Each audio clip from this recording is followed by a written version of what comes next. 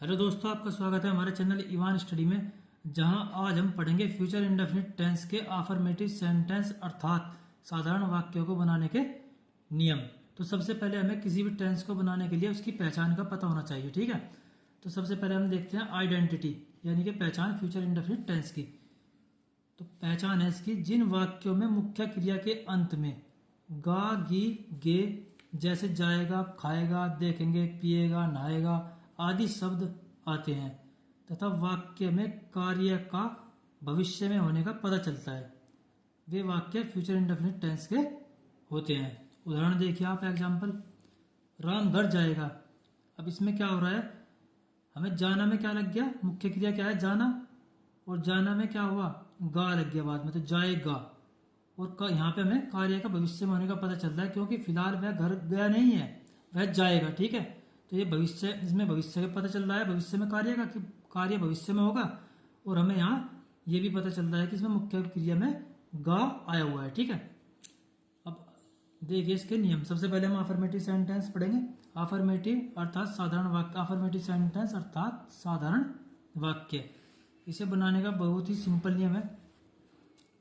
देखिए आप, सबसे पहले हमें कोई भी वाक्य, मतलब फ्यूचर इंडेफिनिट का कोई भी अफर्मेटिव वाक्य बनाने के लिए सबसे पहले हम सब्जेक्ट लगाएंगे, जिसे हम कर्ता बोलते हैं, ठीक है। सब्जेक्ट लगाएंगे सबसे पहले, जिसे हम क्या बोलते हैं, कर्ता। फिर विल या शैल, ठीक है।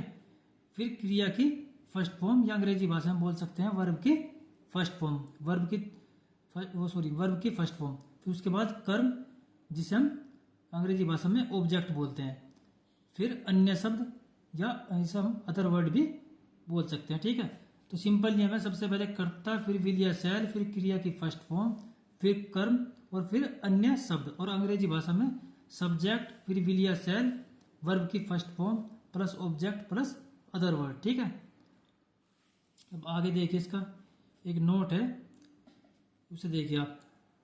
इन वाक्यों में कर्ता आई तथा वी के साथ सहायक क्रिया अर्थात हेल्पिंग वर्ब शैल का प्रयोग किया जाता है। हमने बताया था ऊपर कि कर्ता के बाद क्या रहेगा, विल या शैल। अब हम ये बता रहे हैं कि विल कहाँ पे लगेगा और शैल कहाँ पे लगेगा। अगर हमारा कर्ता रूप में वाक्य में कर्ता के रूप में आई और वी आया हुआ है तो हमें क्या लगाना है, सहायक क्रिया के रूप में शैल लगाना है, ठीक है।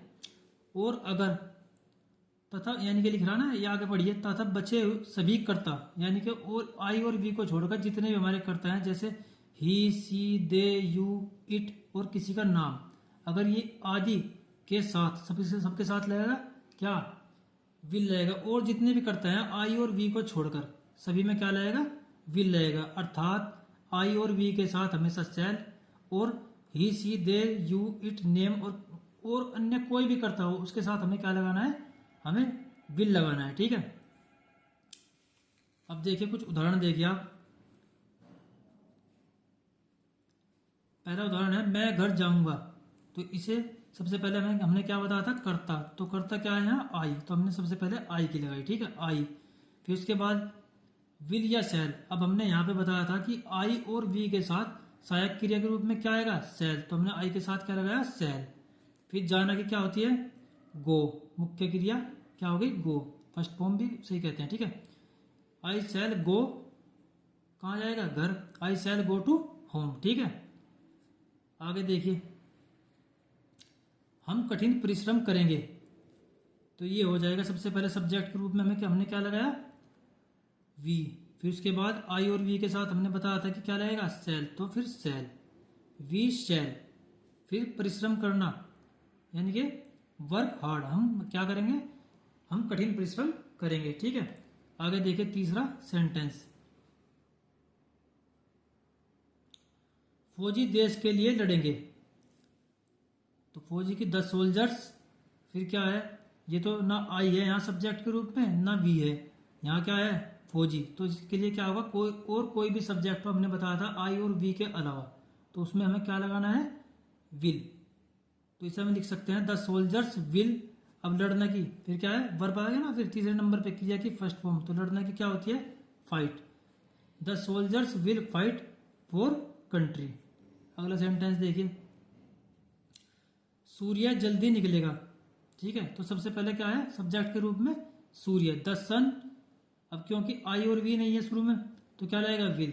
The sun will rise soon. ठीक है, अगला सेंटेंस देखिए हम कैसे बनाएंगे। किसान खेत में जाएगा, किसान खेत में जाएगा, तो इसे हम लिख सकते हैं द फार्मर, सब्जेक्ट के रूप में क्या है किसान, आई और वी नहीं है, द फार्मर, फिर विल, फिर जाना की क्या लग जाएगी, go to field.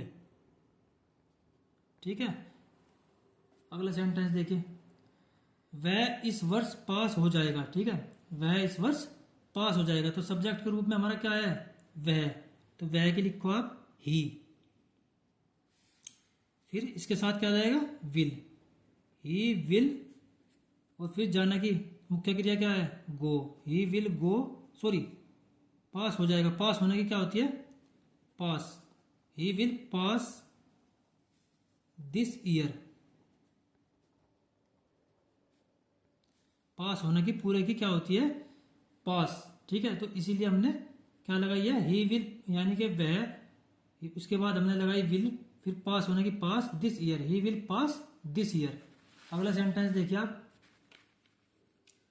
Rakhi party में जाएगी। ठीक है, तो सबसे पहले कर्ता के रूप में क्या है, राखी, तो राखी की लिखी हमने सबसे पहले राखी,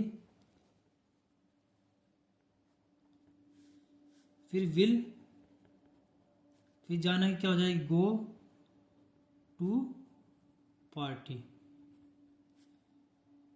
आगे देखिए आप, मैं कल जयपुर जाऊंगा, मैं कल जयपुर जाऊंगा। अब हमने क्या बताया था, आई और वी के साथ हमेशा क्या लगता है, सेल, तो सबसे पहले हम आई की लगाएंगे, मैं की लगाएंगे आई, फिर लगाएंगे सेल।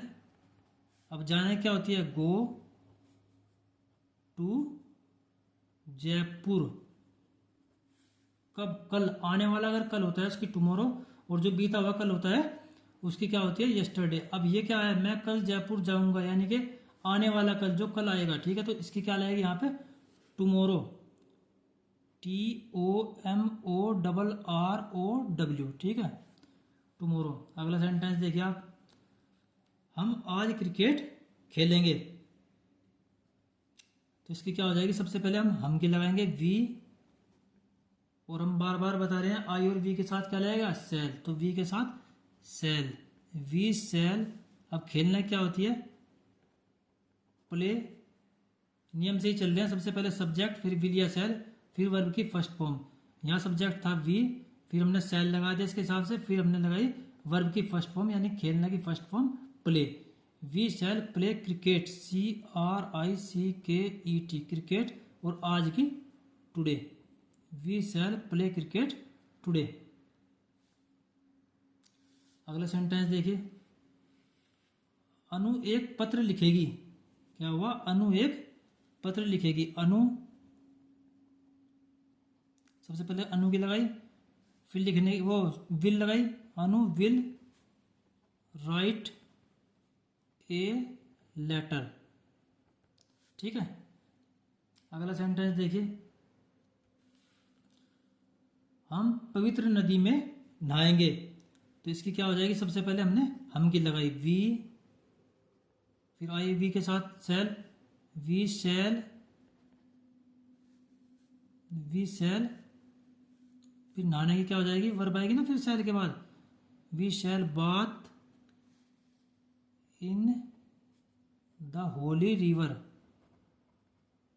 होली रिवर। ठीक है जी।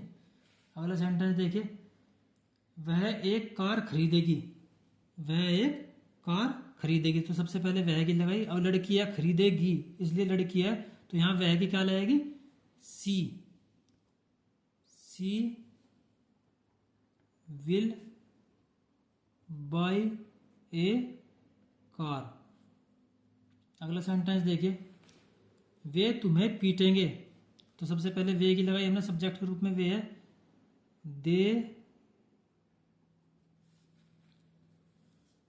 फिर विल, दे विल, फिर पीटने की लगा दो beat you, they will beat you.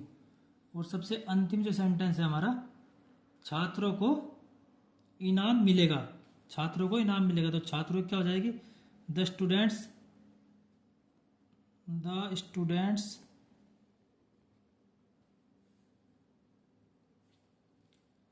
Will,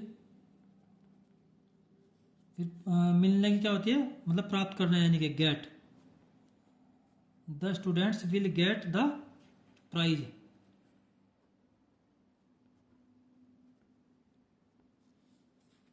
the students will get the prize.